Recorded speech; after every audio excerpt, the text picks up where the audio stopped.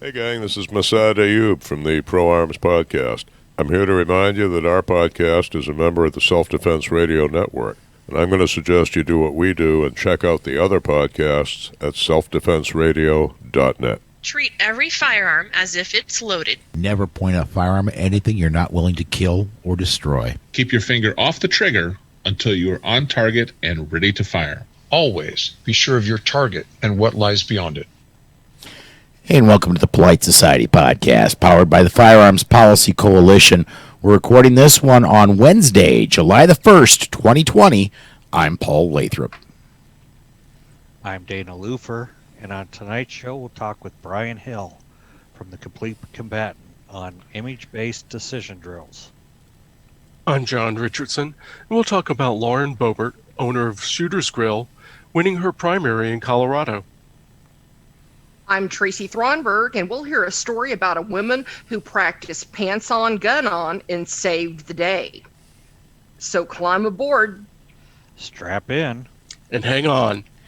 Episode 548 of the Polite Society Podcast starts right now.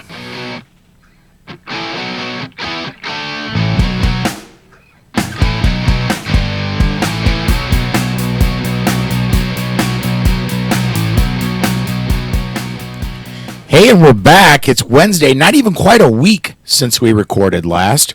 This is because I've got, and we'll get into this in a few minutes, I got some crazy driving schedule coming up, and this is the one time we've got to record this week, so we're doing it a little bit, actually quite a bit early. We normally record on Mondays.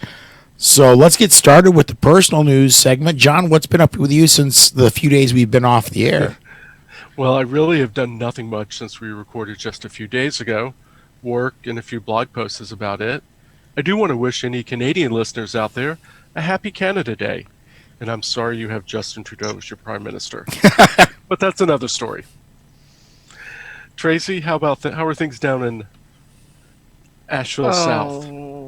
Well, we continue here to get pounded by the coronavirus. You know, my day job is a medical researcher, and one of the studies we're doing is on an experimental antiviral drug to treat COVID-19. And I am still not teaching any classes. I am not teaching any lessons. I am staying at home.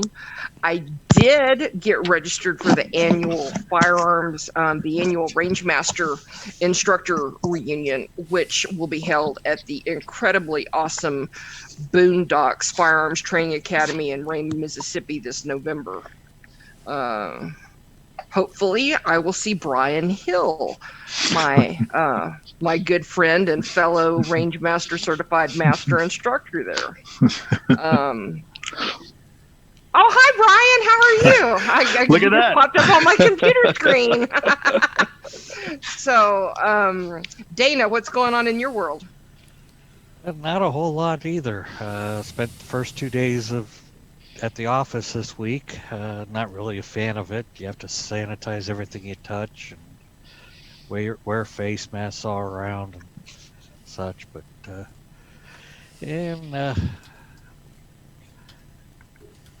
we have a. If okay, you let me, I'll flip it over to you, Paul. We've had on the show, we've had an issue, and the staff has always been, join us when you can. I've got a crazy schedule. Join us when you can, and I've had a great success getting guys that are about my age on the show to co-host with me.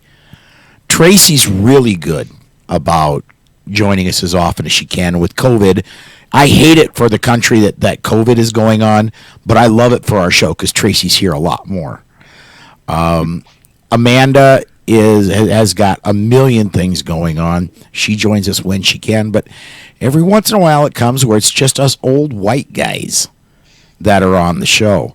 And I thought, I know that there's one other lady that has expressed interest in joining the show, and I reached out to her, and Robin Sandoval said, I'd love to give it a shot. So, Robin, welcome as a regular staff member to the show.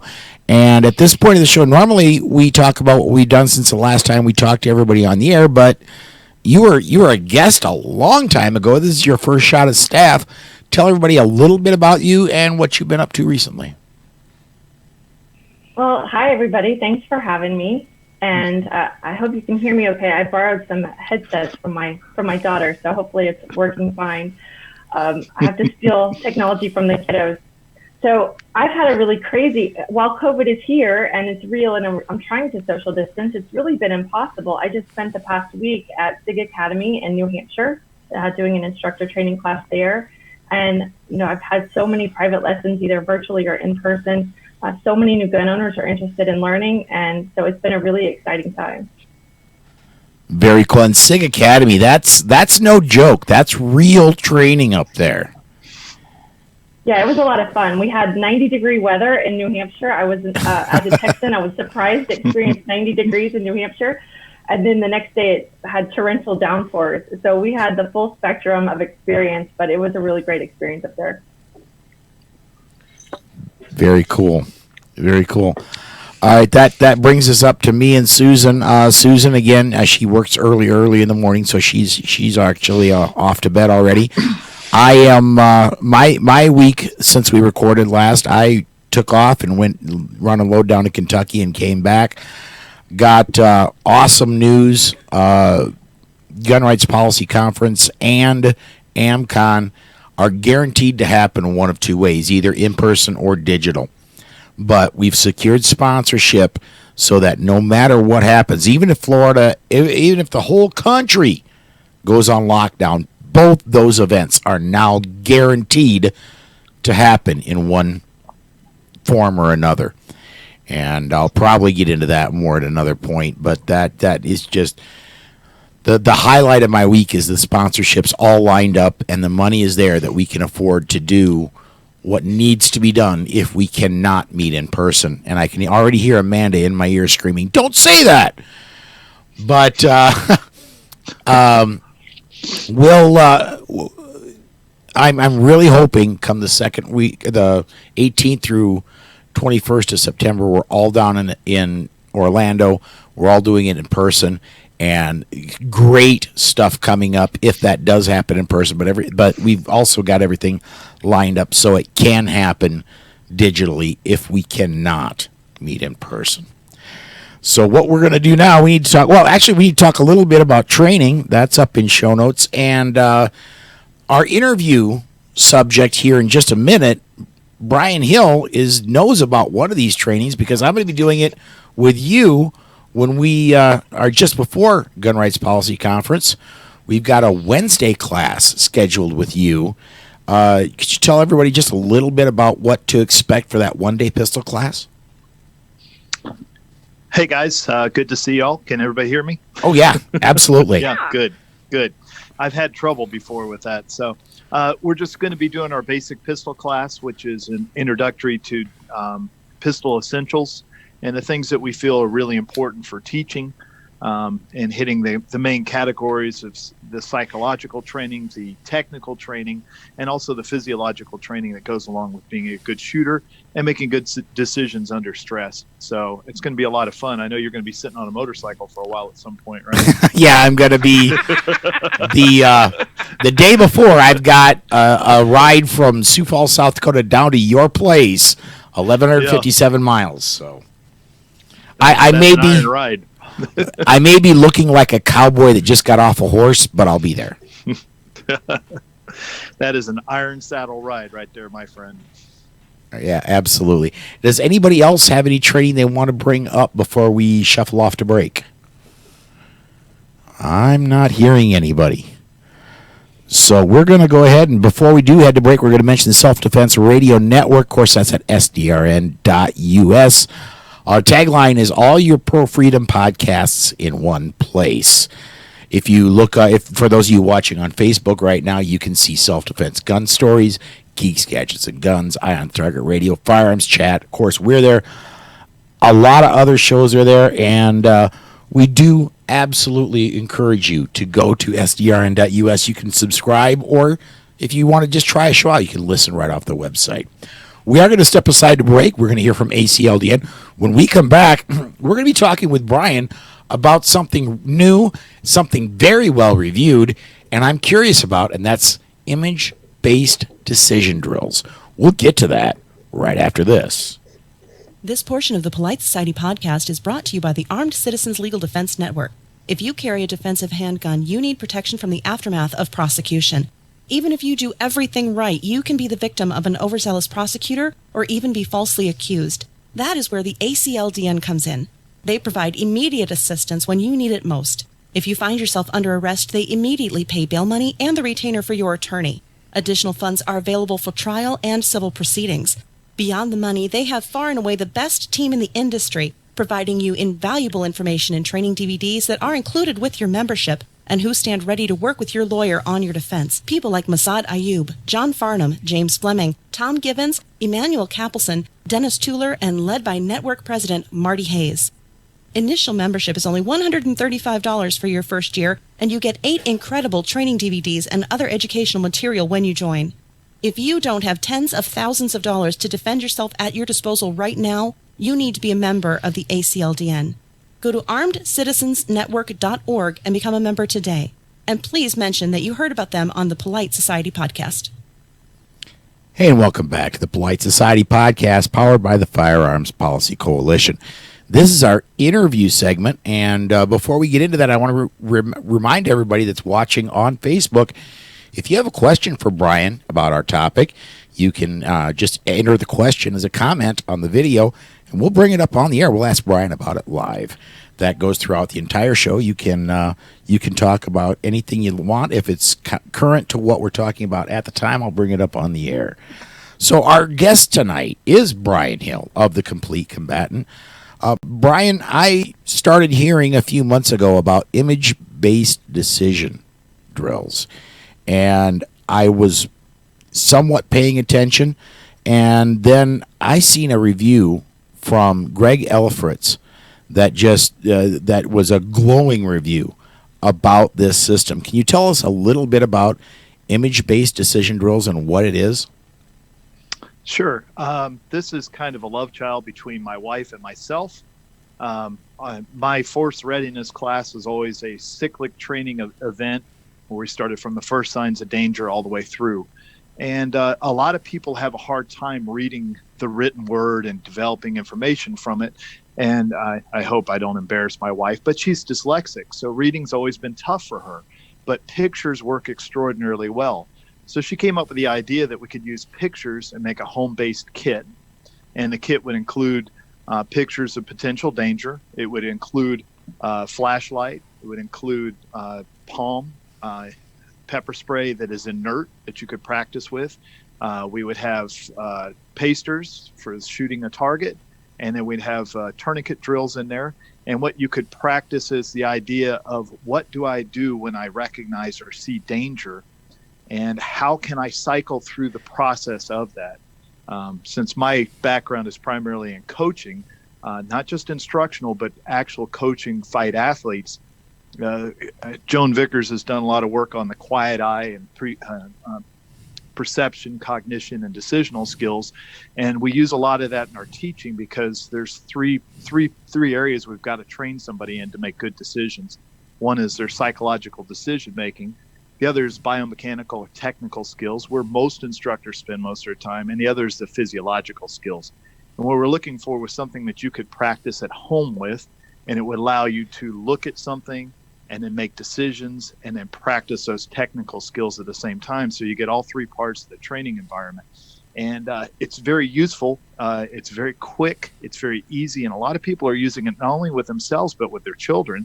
And then a lot of the great instructors, I know Carl and Tracy did it, and Robin did it. And we've got a lot of different packs where the instructor said, these are images that you should have a certain reaction to and should understand what you're seeing. And it's very useful for people to grow and make very good decisions and have multiple decisions available to them when they see a stress or an event or a signal or a cue and know what to do. Very, very cool. One of the things that Greg brought up was that so much of training goes beyond. you can come up in competition. You come up against a shoot, no shoot, but there's so much more in decision making beyond that one decision. There's a lot of other things, a lot of other decisions that need to be made, and this covers that.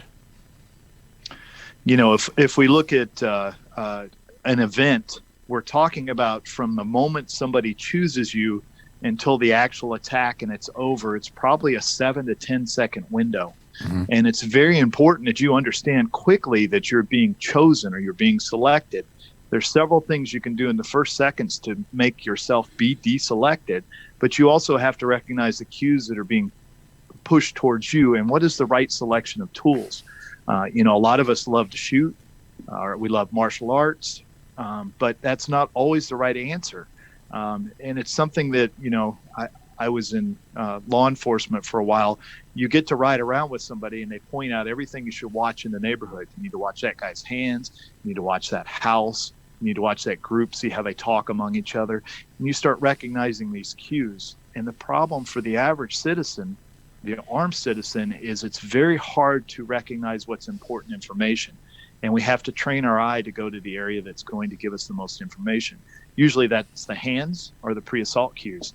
And these cards do a really good job of getting you to make some sort of decision that may not be shoot, it may not be fight, it may simply be run away, maybe get your pepper spray ready, maybe get your HK Streamlight out and use the flashlight. But how can we make better decisions where there's no cost? You know, the risk is zero at home. You practice and then you develop a schema or a lens to look through, and you can very quickly make a good decision. Several good decisions, you know, bifurcate the decision tree. Do I need to go that way? All right, I have to go into that garage. I'm going to get ready. Could I put my pepper spray in my hand? That guy looks sketchy. All right, he has walked towards me and I've given him a verbal command and he's not responding. So I'm ready now to use my pepper spray. I'm going to move offline. You know, there's a lot of decisions happening all at once. So this is extremely useful. It's almost like a field training exercise for the armed citizen. Does anybody else want to jump in while we're... Well, I do have a question for you, Brian. Not that I've seen it, but you were mentioning cards. So is this like a flashcard type system? Yeah, it has pictures of different people on it in different poses. And Shelley's done a lot of work of getting the instructors to send images in. You know, like William April sent in some really unique images that were very exciting. I did some situational cards. We did some with Robin and Tracy, and of course, Carl Wren. And they sent in different things, and instructors would want you to look at this picture and get as much information from it as quickly as you can. So we give you a 5-second time limit. You look at it, you make a decision, and then you start to work through your tools. So it is like just a big picture, and you flip the card over, you look at it, and then you go and make a decision as quickly as you can with a limited amount of information, teaching your eyes where to focus on the card. That's what I really loved a lot about it. It wasn't necessarily shoot, no shoot, that it really was that decision process. And a lot of the ones that we selected, it was verbal commands, it was you know, just heightened situational awareness. So people are always looking for that when do I shoot moment, and in a lot of these situations it's not there. And I love that really spurred the conversation to get people thinking outside the box of what other options they have. You know, one of the hardest things to get people to do is use their verbal skills. And that needs to be an automated loop of things that you would say, that you're willing to say. You know, you're going to ask, and then you're going to tell somebody, and you're going to make them, and what do I need to say? And while you're talking, your brain is really occupied. So then the other skills are falling apart. So we want to automate the skills of verbal agility and be able to control somebody while we watch their hands, while we watch the distancing, how we move forward, and then use the right tool for the right job. Just because you're uncomfortable doesn't mean you can go to the firearm.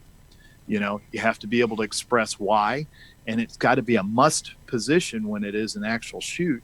But verbal skills, it's funny, on the range, I make people do verbal commands all the time with a gun in their hand, and they simply have forgotten how to talk at that point, you know, or they forget how to shoot, one or the other. So it gives them a good chance to try to practice those two things together, because, you know, you lose a lot of the frontal cortex in stress.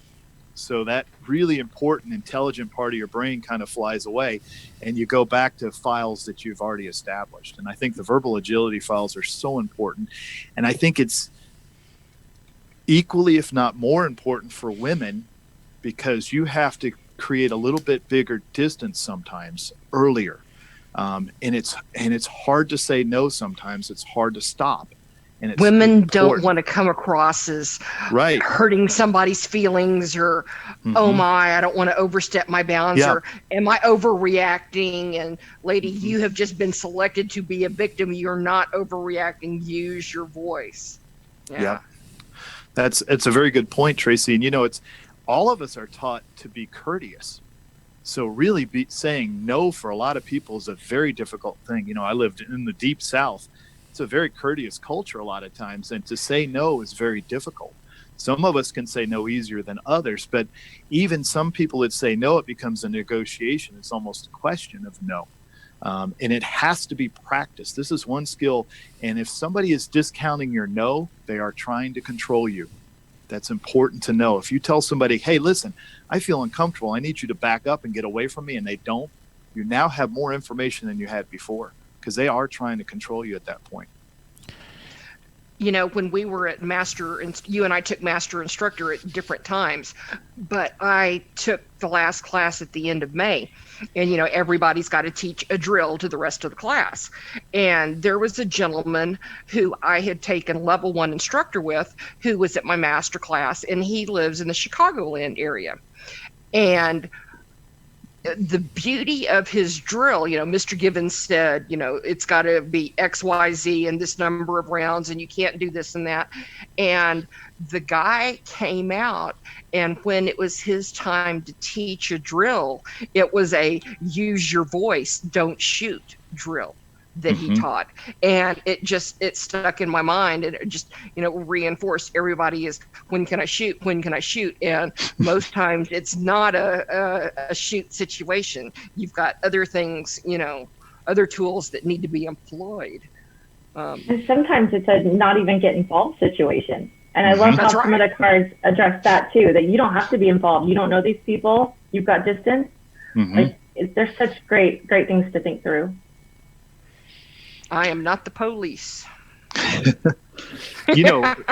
Most armed citizens are the most reluctant group to get involved, but there's occasionally, William April's talked about it, where the person feels as if they're an avatar of justice, that they now have the power about them to be involved in situations that simply don't concern them. And it may just be time to be a good witness. Of course, if we continue to defund the police, you may not have 911 to call. So it may just be better to leave altogether. And you're going to have to make some really hard decisions about what is worthwhile of your life, and not just your life, but you are the bodyguard to your children. You're an important part of your family. Are you willing to risk your life really for? And if you're a high responder, you better have the best set of skills ever, because you're going to put yourself in situations that you'll have to respond to. And you want to realize that I need medical training, I need verbal agility, I need to be able to use my pepper spray, I need to be able to just watch, maybe film the incident. What is the proper response? That's it, and that's a tough thing to train. And I think this image-based decisional drill that, I'm going to give Shelley a lot more credit. It is my curriculum, but she came up with this idea of something that would be easy to use at home. And then she gathered support from HK and from Palm and Sherman House to help set up the technical side, and all the other instructors. She brought everybody together, and everybody's got a packet. And then thankfully, Greg Elfitz does a nice review on it, and several people have seen true value in it, that we could get some good training at home. And it was kind of perfect with this horrible virus running around. And we've had a lot of people say, hey, we're not only doing it with ourselves, but we're taking our children, because this doesn't have to be about shooting at all. It's about good decisions. What are your children going to do? So besides A Girl and a Gun, besides KR Training, besides William, besides Greg Elfritz, who else has done cards for you for your image-based decision drills? You're putting me on the spot, aren't you? Oh, sorry. Yes, I am. The question just popped into my brain.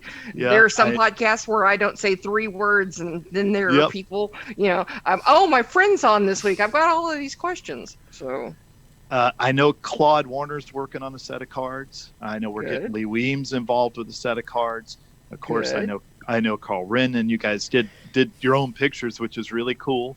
Oh, And we then had so Robin- much fun that day, you know.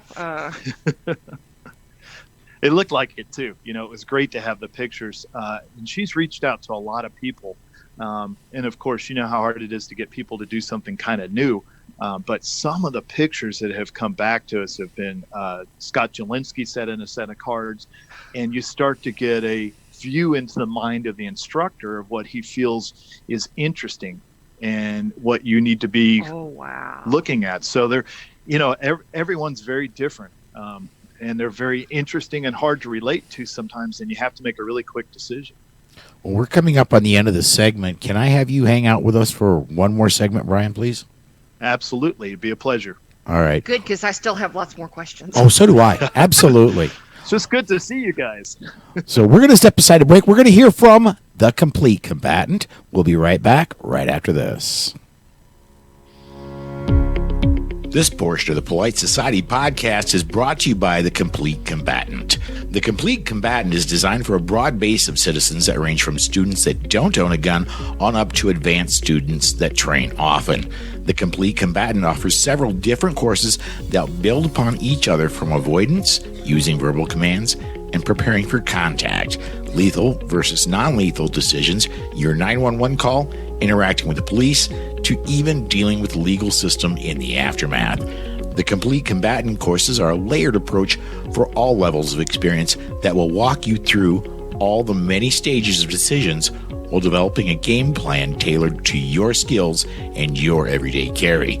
Please visit www.thecompletecombatant.com and make sure you mention this ad to receive 15% off. Again, that's www.thecompletecombatant.com and mention the ad for 15% off. And we're back. This is the second interview segment of the Polite Society podcast, powered by the Firearms Policy Coalition. Still with us, Brian Hill of the Complete Combatant. Brian, I want to talk to you a little bit about the most effective firearms training I've ever had, period, was force on force. And that's all about decision making. And I was surprised at how little of it was really the putting the gun on the target and getting your shot in. A lot of it was about what happened before, and very little about what happened from the point you shoot until after, if you live to the point where you got to shoot. This sounds a lot like everything that's leading up to and processing information quickly. Basically a very inexpensive version, because force-on-force training is not cheap. And this sounds like a way to get some of that a lot less expensively. You know, to use the term that Claude uses, pre-need decision making is what we're practicing. And we need to think about what we're going to, if we're in a force-on-force situation, we have to make these decisions in advance, because if we make a reactive decision, every decision after that tends to get worse and worse, and it can be very poor. If I know what to look at, and I know what to say already, and I know how I'm going to react, and I know when to go from one tool to the next, then I'm ahead in the future. And if you could simply say, I get a 3-second head start on the fight, there's nobody in the world that wouldn't take a 3-second head start. And what we have to teach people is how to not only understand the psychological components of the adversary, but of themselves. And if we take somebody and we teach them to talk, to extend distance, to watch hands, and to be able to let go of a tool when it no longer serves you, or to not go to a tool that wouldn't serve you in that situation, we're going to make you much faster than the other person. And you're also going to communicate to the person that may be after you that you are ready to fight, which is another deselector. And as William April's spoken about a lot, it's a binary process for violent criminal actors. It's either a hard yes or a hard no. So if they got the feeling that I'm more trouble than I'm worth, by that I am communicating and I'm paying attention to them in such a way that makes it hard for them to close and stalk and ambush me, then I'm going to simply be let out of the selection process, and they'll move on to somebody else. And we were looking for a way to train that. You could do this in live fire, and you can do it at home. I'm known as the dry practice guy, and I use the cards at home to practice my dry practice decisional skills. And we have a set that I did that are situational. And then you have a set of cards. So you may have to use a low light technique. You may have to make a quick decision. You may just say, I'm going to walk away. But it makes you infinitely quicker. And if you look at the airline industry or the medical industry, they do these sort of drills constantly. And I don't know if you guys know David Yamain, who does Gun Culture 2.0. Mm-hmm. Him and his wife came and trained with us, and she was interested from the medical perspective for cards like this for training. So, that's what airline pilots do. They have a situation, they train for it over and over, and then they don't have to spend time wondering what's happening or what the right decision is. It's not automated at that point, it's bifurcated. This is the right decision, move to that one, and we work through our tree very quickly. So it gives you a huge speed advantage on the other person because it'll give you the go signals too. And some people don't know what the go signals are. They wait too long to get involved in their self-defense altercation. I'll tell you this, it happens in trucking too. A lot of our safety training is recognizing when something's going wrong. And you guys have a pretty good safety record because of that, you do, though. You think about how many trucks are on the road all the time. It's just amazing, that there's no sort of civilian driver training that really deals with emergencies. Most of our driving training is what? How to deal with laws and regulations on the road that may or may not keep you safe. Exactly. Yeah. It's not cheap either, but Bob Bondurant has schools for advanced driving that boy, if you can afford them, I highly recommend it for anybody that drives any kind of vehicle. All right, my team said they had a lot more questions, so I want to ask another question because I've been sitting here with my fingers crossed for it seems like forever, and that's my polite thing to do so I don't interrupt. So you've got all these people, veritable who's who of the firearms industry who have done these cards for you. I'm very interested to see what Jedis are, by the way. Anyway. Yeah. Do they come? Do I go on the Complete Combatant website and go, oh, I want to get first-person safety. I want to get Lee's cards, or I want to get Jedi's cards, or I want to get Robin's cards, or how do they come? Do they come as KR training pack, a Scott Jedlinski pack, a Lee Weems pack, or do you and Shelley just sit at the dining table and go, and throw them up and go, and then pick up a big stack and then, count them out and mail them to your person? How does that work? That's a great question. We have the full kit, which comes with all the stuff in it. And then we have just the pictures only kit. And then we have an expansion kit that allows you to pick per each person that's on the website. So you can just get the expansion kit, and it's named after, it's the Girl in a Gun expansion kit. It is the Brian Hill situational kit. So you get to understand what the instructors feel is important, and it's really a neat way to do that. So you can pick out whoever you want, and say you get used to training with these. You should do a grab bag. Yeah. Complete Combatant's Choice. Mystery, woo, because, the people that you're asking to contribute are all legitimate, and, you're not going to get any bad cards. No. I would be more interested in trying my luck, see what I get, because I've trained with some of these people, but some of these people I haven't trained with. And, Mrs. Jedi and I have, formed a Facebook friendship, but I have, I don't run a red dot. I've never taken a class with Jedi. So I have no idea, what curriculum he teaches, other than he's very highly respected in the industry. So just, something to think about, toss it out, a conversation at the dinner table. Yep. Tracy said, oh, let's do a grab bag. We'll put that in front of the indispensable organizational wizard and see what she comes up with. There you go. Hey, and listen, Jedi's reputation is well earned. I'm an endorsed instructor under him now, And if you're interested in Red Dot, he's probably one of the better teachers that I've ever had in class. But he's a jiu-jitsu instructor also, and he's spent a lot of time as a martial arts instructor, and he's very good with people, which is unusual sometimes with instructors. He really enjoys people, and he enjoys spending time with them and helping them. So I highly recommend him, and Beverly's just a gem. So when I cross over to the dark side, he will be high on my list of instructors. So I haven't crossed over yet, but I'm coming up on my 52nd birthday, and I think I'm going to have to make the transition soon. You gonna put it on a 1911? No, my everyday gun is a Glock, so I have already demonstrated my proficiency on the 1911 platform. So yes, ma'am, you sure have. It's good shooting. It'll be on a soulless plastic Glock or some sort of modern piece of striker fired. easy family show. Family show. Yeah, that's my fault. I apologize. Well, I do have a question. Have you ever given any consideration to computerizing this so that you have like a software package?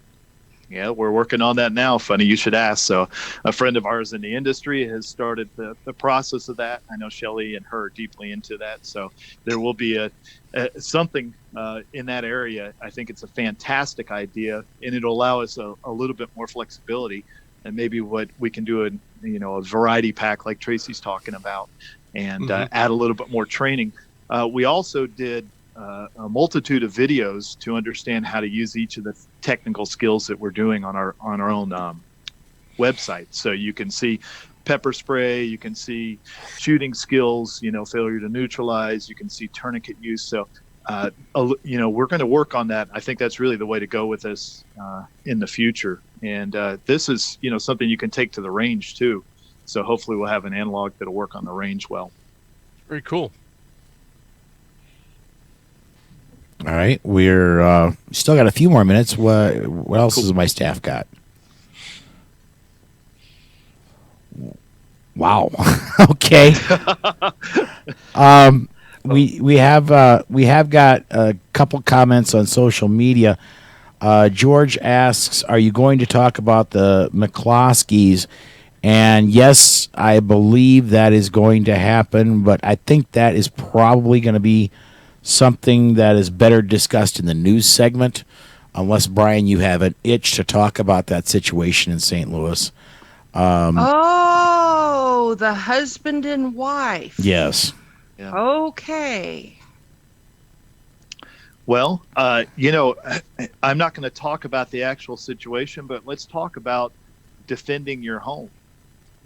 How many decisions do you have for defending your home? There's a lot of tools. There's a lot of things that you could use to defend your home, from bare pepper sprayers to firearms to simply leaving the home and having an evacuation route, or how you would use your house appropriately with cover, and how to handle firearms in public, and what decisional and safety skills go for that. It's interesting, our safety rules, our lifestyle rules, they very well tell us how to make decisions too, and how to behave and interact with firearms. And something that, we have several packs that have home situations around it. How will you deal with that? And, a lot of times we grab the tools, but we don't make the decisions in advance. And what we'd like to do with our training is start making the decisions and then plug in the appropriate tools or techniques, or just get out of their situations. And I know their life has changed forever at this point. Oh yeah. And this is going to be a long ride for them, and it's something all of us should think about. What we value, how we would defend our home, what our firearms are for, how we handle them, and what technical skills, but also what psychological decisions we need to make in advance that would be the right thing for us to do. And, nobody knows because they're not there. And that's an important thing to realize. Claude Warner and I had a long talk about this the other night, and I brought up, something that would change for me, my decisional skills, if I saw somebody with a Molotov cocktail. And then we talked about at what point will we use force against somebody. And then he has a friend that was in the military forces overseas, different country, and they had a very set thing because they dealt with terrorists quite a bit with Molotov cocktails, and they were only allowed to engage that person if they were lighting it or throwing it, and then they wouldn't. And so we talked about the lethal force implications of a Molotov cocktail against a house, because you're changing the dynamics there. So I would like everybody to start thinking about that, and then, you know, draw up some decisional plans, be ready in advance in case this ever happened to you. And then you'll have a file to go to, because otherwise, if you have nothing, you don't know what you're going to do. I had a really interesting experiment on the range where I asked a guy to shoot one-handed, and he put his hand behind his back and stood as if he was in a bullseye target shooter from the Old West. And the only reason he did that was because he had no other files. And I said, why is your hand behind your back? And he goes, it is. And he looked at his hand as if it had just sprung out of his back. And then he said, I don't know.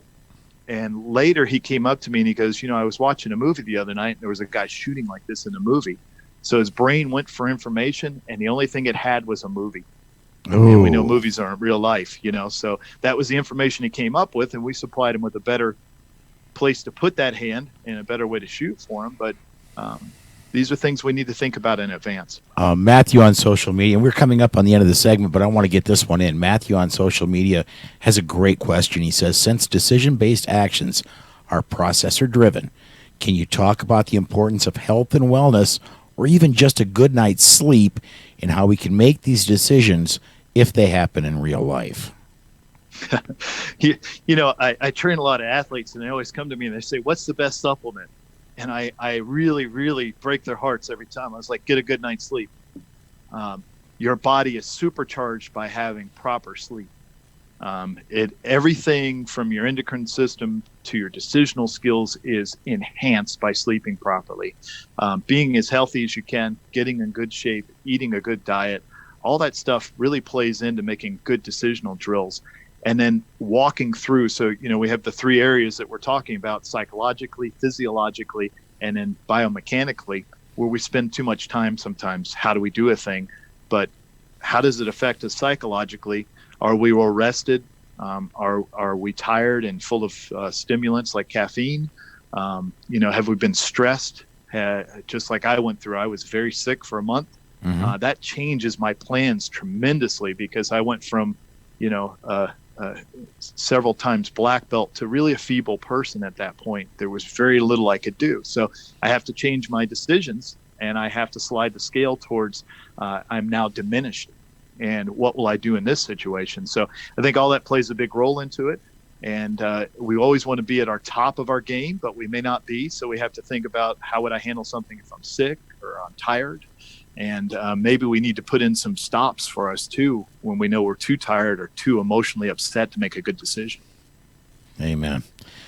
All right. Well, we have totally eaten up the time on the show. On this segment we have. So I want to thank you, Brian, for joining us. I can tell you right now, I'm going to be ordering these here just as soon as we wrap the show. The price on these, folks, is really, really reasonable. I've got the website up right now, and the intro, the basic pack is only $99, and I think it's a great value. Brian, thank you for joining us tonight. And if people are more interested in getting this, it's thecompletecombatant.com, right? That's true. And we want to thank Palm and HK for being such big supporters of our program. We're really grateful to them. Very cool. Well, folks, we do need to step aside for break. We're going to hear from Concealment Solutions, and then we will talk about that situation when we get to the news segment down in St. Louis. There were two of them, and they had way different outcomes. We'll talk about that when we get back right after this. This portion of the Polite Society podcast is brought to you by Concealment Solutions. Jason Christensen makes the most comfortable inside the waistband holster on the market, bar none. The Black Mamba. Some of the other products offered are the Sidewinder outside the waistband holster and Python gun belts. Every product that Concealment Solutions makes has unsurpassed craftsmanship that shows in the fit and finish of the product. Visit concealmentsolutions.com to view all of the products available, and you can get 10% off your order when you enter the promo code POLITICS in the promo code box at checkout. That's concealmentsolutions.com. Hey, and welcome back. This is the news segment of the Polite Society podcast, powered by the Firearms Policy Coalition.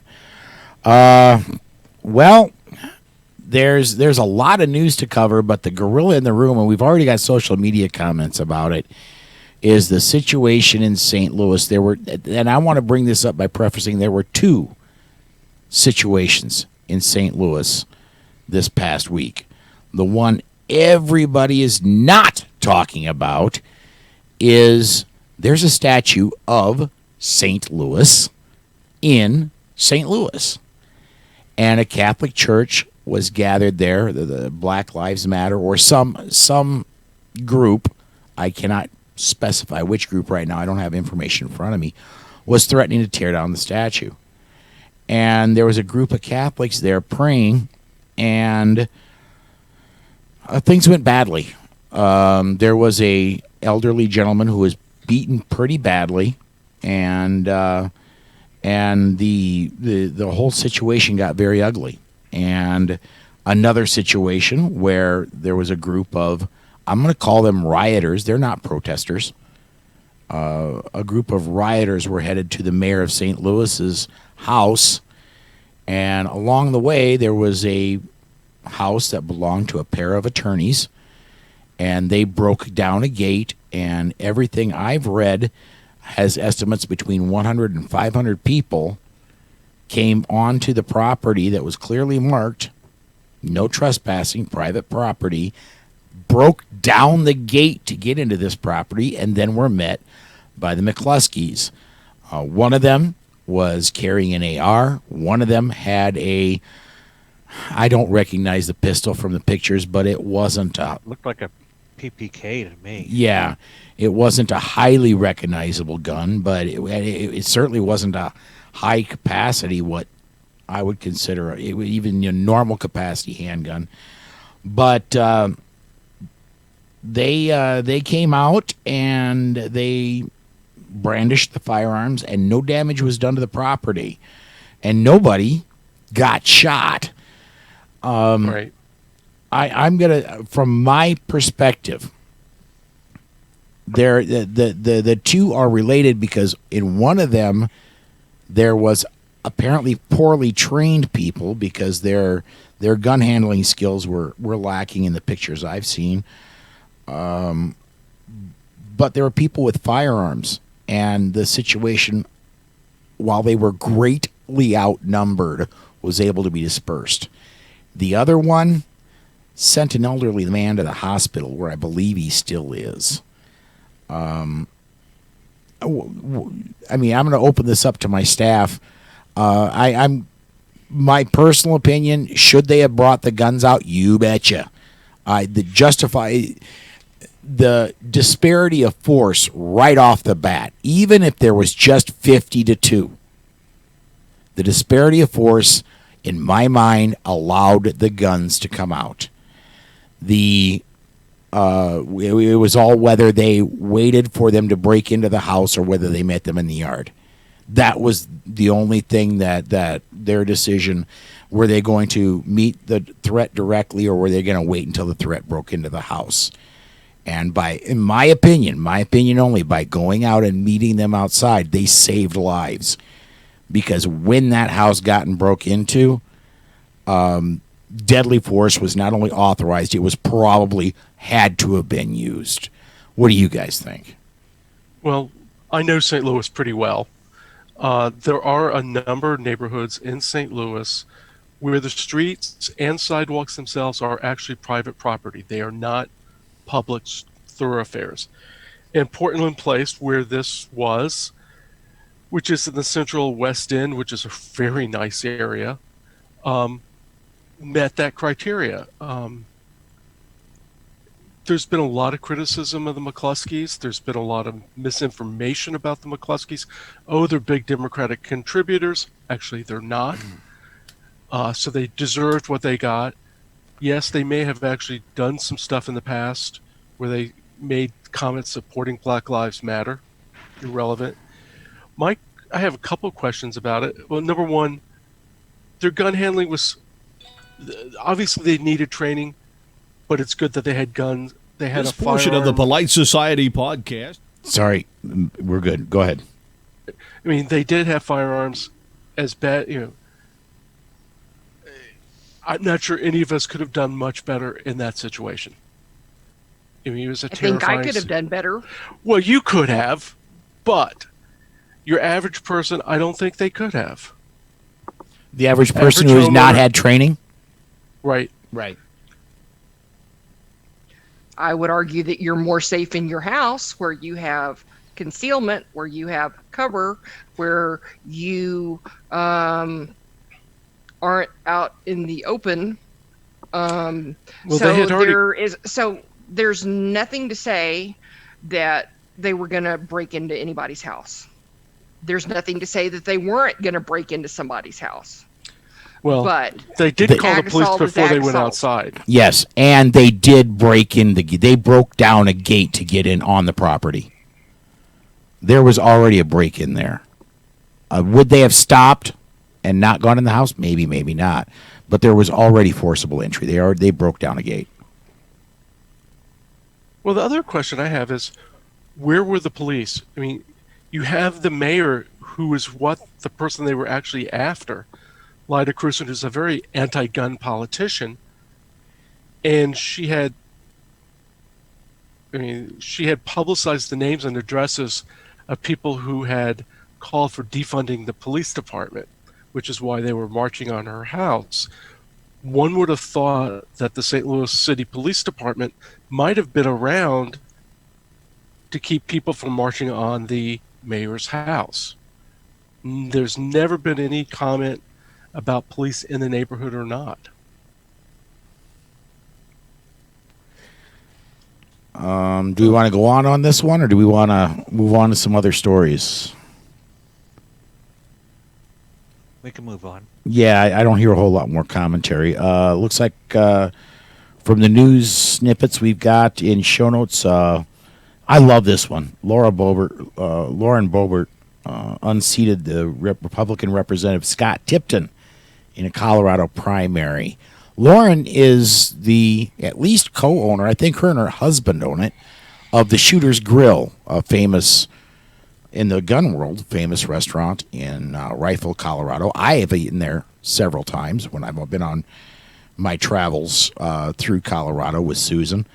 Good on her. On a almost straight Second Amendment platform, unseated the incumbent Republican, and in a very strong Republican district, I think she's going to go on and get the House seat.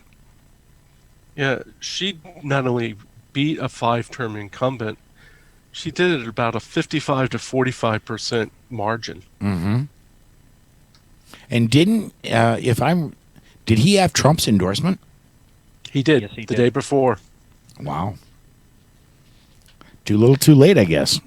Although I don't see her. I bought Trump merchandise in her restaurant before. I don't see her going wild. I don't see her going anti-gun, period, and I don't see her going wildly anti-Trump. No, it's kind of like here in Western North Carolina.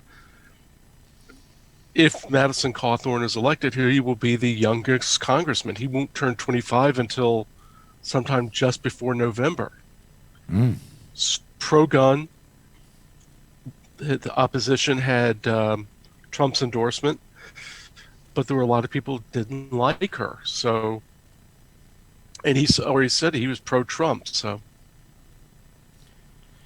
all right. Let's see. We still got some time. What other? I mean, you guys all have access to show notes too. What other stories in there do you think are worthy of talking about? Los Angeles, add them to the list of cities replacing police with social workers. Yeah, that's not going to go over well. Yeah, I definitely agree that because most cases where a social worker might be needed will a lot of times devolve into something where an armed police officer would have been more the better choice to be there. Yeah, I would agree. Well, and this is not, they're not going to be sending social workers to every call. I mean, the defunding the police does not mean dissolving the police. I don't think the police departments are totally going away in any of these cities. I just don't think it's a great idea. But how? So let's How do talk you about let's talk about what's happened in Minneapolis. Yeah. There's a bullet point here that says 3 members of the Minneapolis City Council who voted to defund the police department are receiving private security details at a cost of $4,500 a day, with a concurrent tab of $63K over the last 3 weeks. Well, yeah, I didn't say they weren't hypocritical. Oh boy. No, the lawmakers are absolutely hypocritical. I don't see myself anywhere where they're going to totally disband and do away with armed law enforcement totally. I think the misguided attempt they're going to make is to put social workers in there. And the other thing I want to bring up about this whole thing is the problem with these police departments isn't the police department themselves. It's that if you look at these cities, quite often, a large chunk of the city budget comes from fines.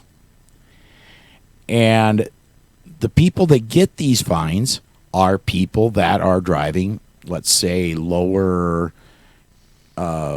quality cars and lower income people who generally tend to be members of minority.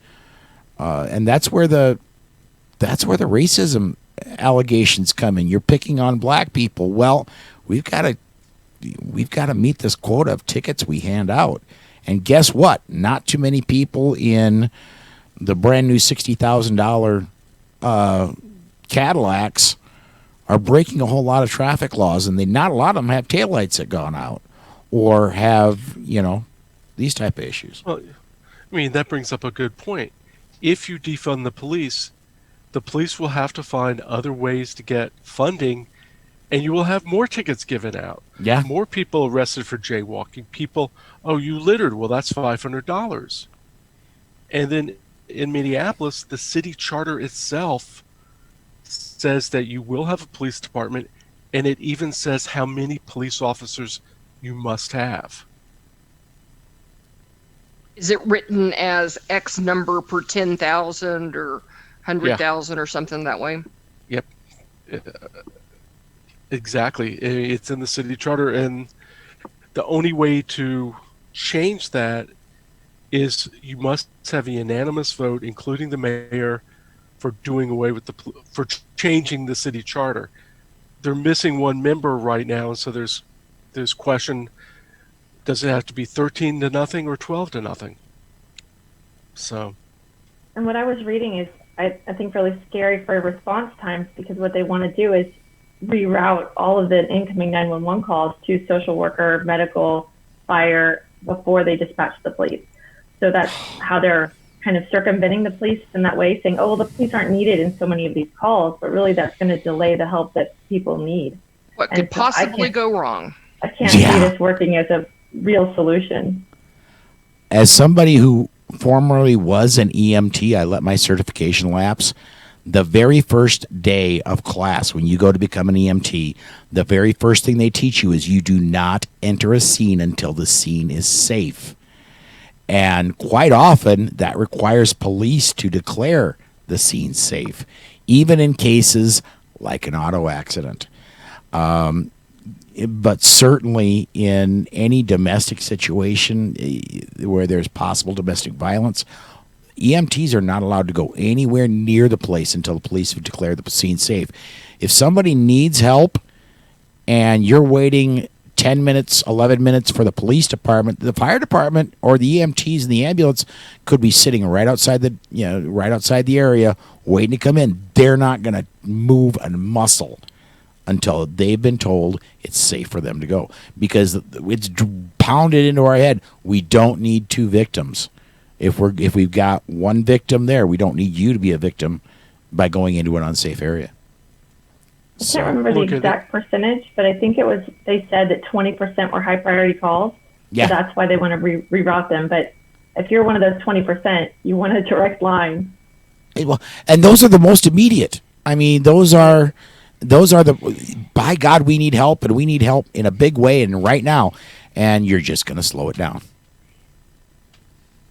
Well, just think of how many active shooter situations where many of the victims actually bled out because the medical assistants or the police just stayed outside for too long. Yeah. You really are your own first responder. Mm-hmm. You are on your own. And something that my dad has always said is be careful what you wish for, because you're not going to like it when you get it. I don't see it in show notes, but one thing I did see, I've seen all this week, is 5, 10 officers here, 15, 20 officers there resigning. There's a lot of police in a lot of these big metro areas that are just absolutely fed up and said, I think I'm going to go find a small little police department in West Podunk, and I'll finish up my law enforcement time there. Or they'll find a politician with a private security budget. Yes. Seems to be more lucrative. Yeah, a lot of them. The numbers in Atlanta that were official were actually understated, according to some of the people that were connected there. And like you said, all across the country, if somebody's done their time where they can retire, they're thinking about retiring and taking something a little less stressful. Mm-hmm. Private security for a corporation or something of that sort. Company I used to work for, we had a former county sheriff's deputy that handled security for the company and drove the owners of the company around and such. So I'm sure a lot of law enforcement officers are now looking at other careers. All right. Well, let's go ahead and do this. We're coming up on the end of the segment here. Let's go ahead and step aside. We are going to go to our DGU segment next. We've got a couple of them this week. Before we do that, though, we're going to hear from Gary and the folks at the Firearm Safety Institute. We'll be right back right after that. Firearm Safety Institute is one of Northwest Illinois' premier firearm training companies. They provide superior firearm training to all levels of shooters. Gary Doherty has been a trainer and concealed weapons permit holder for many years. While living in Nevada, he carried legally and has the experience to train you to do the same. Firearms Safety Institute offers a wide range of courses designed to meet the personal needs of both seasoned shooters and those that are new to the world of firearms. If you are looking to apply for the Illinois Concealed Carry License, Firearms Safety Institute can provide you with the professional training that meets the state's requirements. Gary accommodates classes of all sizes and can provide individualized instruction if that is your personal preference. He's happy to work with you and your friends to arrange private classes and will come to your location and work around your schedule. If you would like to get your Illinois CCW or increase your firearm knowledge or skills, go to firearmsafetyinstitute.com to start the conversation. Mention the Polite Society podcast and receive a 10% discount on your training. Remember, that's firearmsafetyinstitute.com. Get your Illinois CCW today.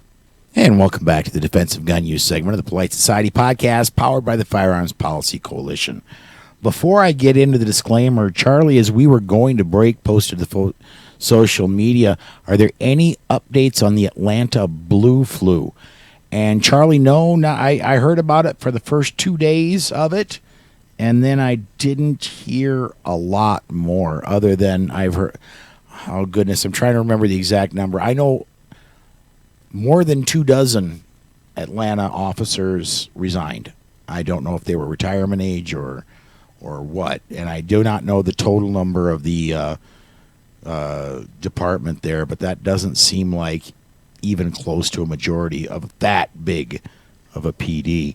But no, to answer your question, I haven't seen anything myself in that arena. So, to get into the defensive gun use segment, these discussions are not legal advice. Some of us are trainers, but this is not formal training, and you need formal training. The defensive gun use segment is intended as information, not as training.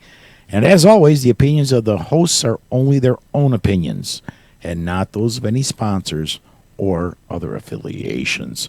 Who wants to take our first DGU up in Michigan? Okay, I don't hear anybody. I'll do it. I'll do it. Okay, Tracy, thank you. You're welcome. At 2:30 a.m., I apologize if I get the name of this town wrong, if I mispronounce it. Columa, Michigan police received a call of a home invasion that was in progress. The intruder entered through the living room window, which awoke the homeowner. The homeowner came out of his bedroom armed and found the intruder in the living room. The unidentified homeowner commanded the 47-year-old intruder to lie on the ground several times, but instead, the intruder ran at the homeowner.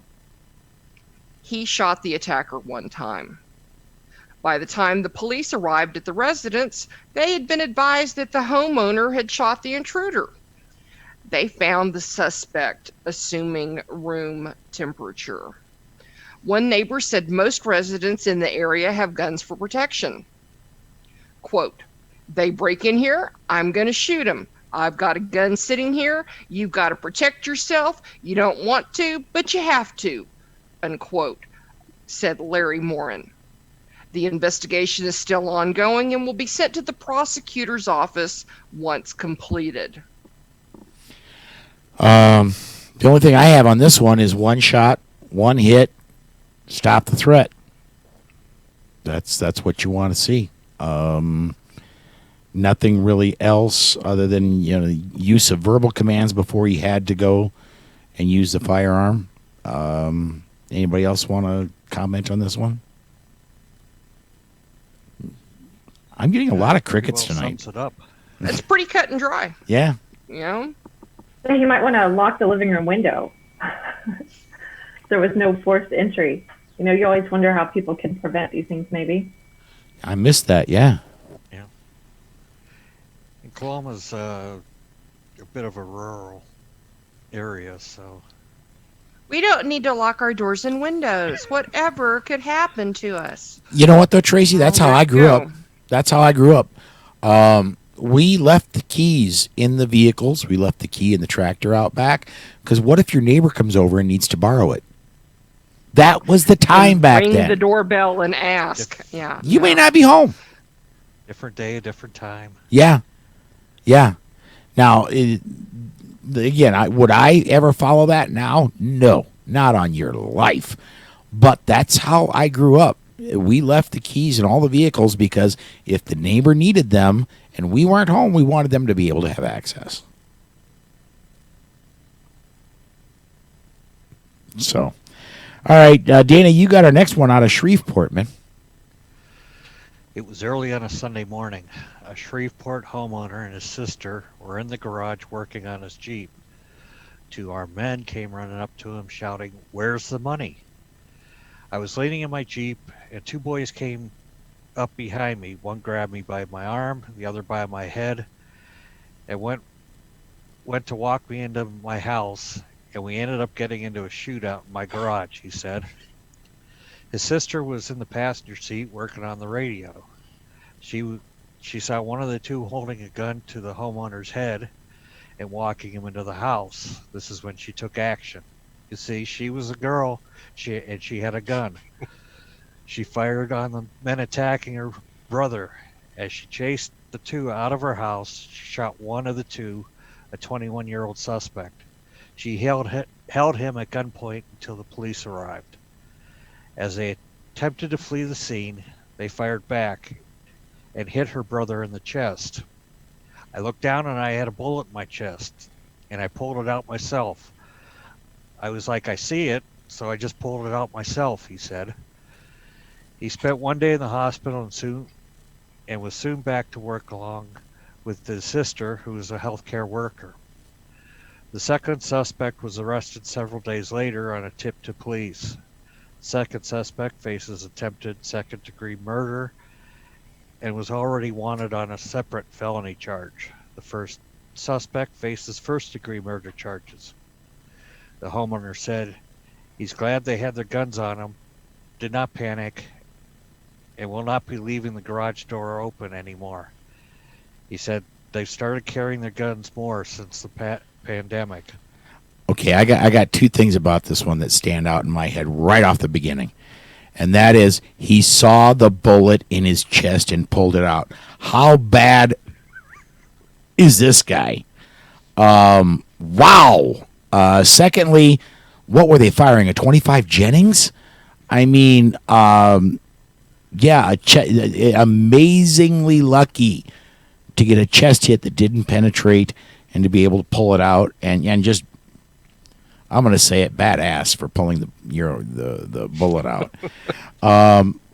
Sounds a bit like a Rambo. Yeah, I know, right? You pull it out, sneer at him as you throw the bullet back at him. Tracy, you're going to have to play Gary on this one. I usually throw to Gary in these situations. What's your commentary on this one? Trying to keep this a family show. Boy, you put me on the spot. Pants on, gun on. I don't know. Yeah, it's... we ended up getting into a shootout in my garage, unquote. I got nothing. Well, and one more thing I want to add, and that is it is incredibly difficult for a long period of time to hold somebody at gunpoint. If you take a Masada Yube group course, they do discuss the basics of it. But that may be privileged information only for MAG 40 students about how we do that. No, I'm not going to say how to do it. I'm just going to say that you can get that information. It is out there. But I will say this, physically holding your hands out and your gun on target for 20 minutes. Think about that. Think about being even low ready for 20 minutes. That's not an easy physical thing to do. So, anyway, I think that does wrap up our DGU segment. We're going to go ahead and step aside to our final break. When we come back, we've got blog notes, and we'll close the show up.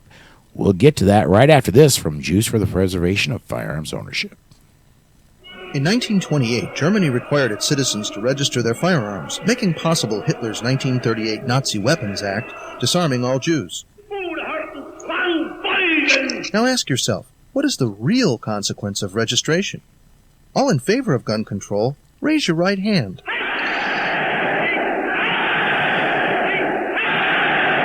Brought to you by Jews for the Preservation of Firearms Ownership, America's aggressive civil rights organization. jpfo.org. And welcome back to the final segment of the Polite Society podcast, powered by the Firearms Policy Coalition. My voice is starting to go. This is our final segment. Normally we do read listener feedback here. However, we've been asking, and you guys have been delivering. Please join us when we record these live on Facebook. You can comment as we are recording, and we'll address your comments on the air. Normally, I would throw to Rob, who's not here at this point, and ask him, hey, man, what's been going on over at Slowfax? But he's not here, so I'm just going to remind you to go look at his blog, slowfax.wordpress.com. So, John, what have you been doing over at Only Guns and Money? Well, I have a couple new posts that I'd like to highlight. First, it looks like Remington is going to declare bankruptcy again. They did it back in 2018. And it looks like they're headed to Chapter 11 again. This time, however, it looks like the new owner could very well be the Navajo Nation. What makes this really interesting, at least to me, is that the Navajo Nation has sovereign immunity, meaning you're going to have a hard time suing them without their permission. They don't have to answer your subpoena. They don't have to provide witnesses. You can't force them to do anything they don't want to do. I love it. It's got to be the anti-gunner's worst nightmare. Now, the second post deals with an email I got from the Brady campaign featuring NBA coach Steve Kerr. Basically, they're asking, oh, raise money, we got to get anti-gun politicians.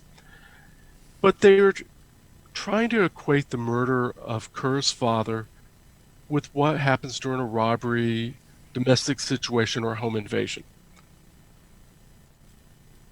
And if that's all you knew, you're like, oh, well, poor Steve Kerr, etc. But the reality is that Malcolm Kerr was the victim of a political assassination by Iranian-backed Hezbollah in Beirut.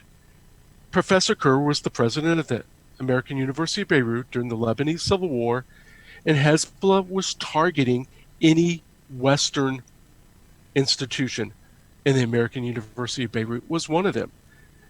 No amount of U.S. gun control will ever stop state-sponsored terrorism or state-sponsored terrorists. They have their ways of getting their guns. That and more is at onlygunsandmoney.com. All right, I want to go back to the first one, the Remington. They've been. I had high hopes for them when they introduced the R-51, and I know that gun name is taboo anymore, but I had high hopes for them, and it just seems like one blunder after another since then, and I really hope this goes through. Remington's a great name in the firearms industry. I would be greatly saddened to see them go away. And the Navajo Nation, I mean, come on, that has to be, if they can get quality of firearms up and keep them up, I think this could be an awesome investment for them.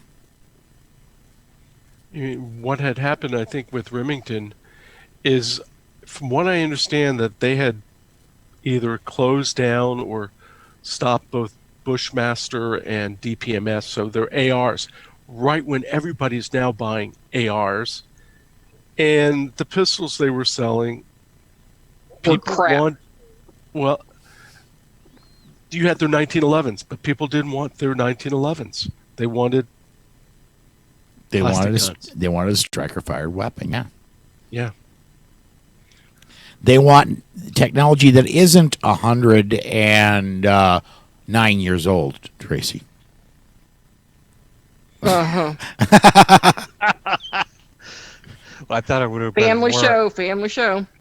I thought it would have been more ironic if it was Winchester, the gun that won the West, but yeah. Well, they do own Marlin, so it's not the gun Marlin's that won a good gun.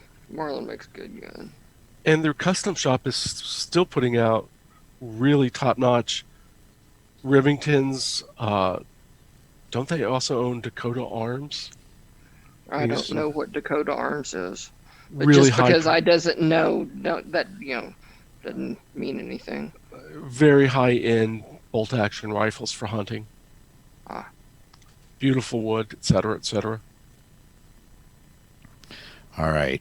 Well, that does. Before we go off, I want to mention everybody, please go to the Facebook listeners group. If you're a member of Facebook, go look us up. And there's a group there, Polite Society Podcast Listeners. Just search for that. And we're getting more, and it seems like daily now we're getting more members.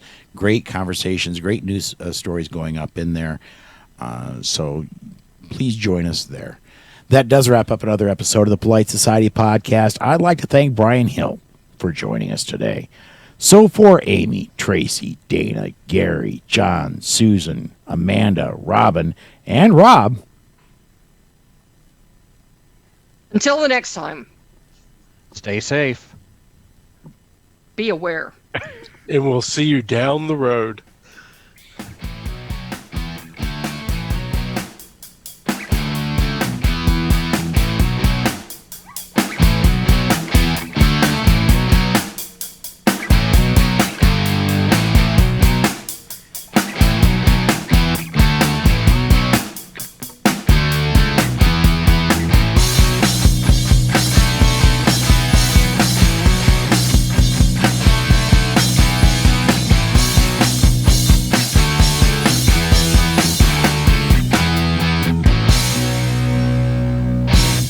The views and opinions on the show you just heard are those of the host and the guest and are not necessarily the views of any sponsors or other affiliations.